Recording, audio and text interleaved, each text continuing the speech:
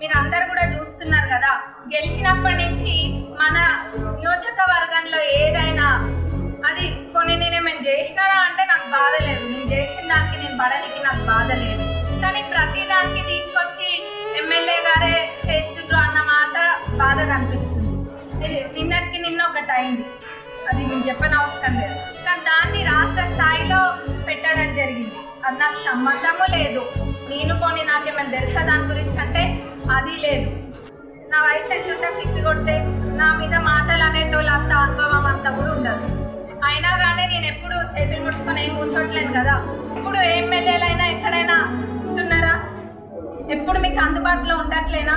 ఎప్పుడు నేనైనా మా అత్తమైనా ఒకలం ఉంటే ఒకలం కాకుండా ఇద్దరం ఎప్పుడు కూడా అందరికి అందుబాటులో ఉంటున్నాం. అయినా కానీ ఇట్లా ప్రతి దానికి దోషించడము, ప్రతి దానికి తప్పులు తీయడము, లేనిపోని మాటలన్నీ కూడా కల్పిస్తున్నారు.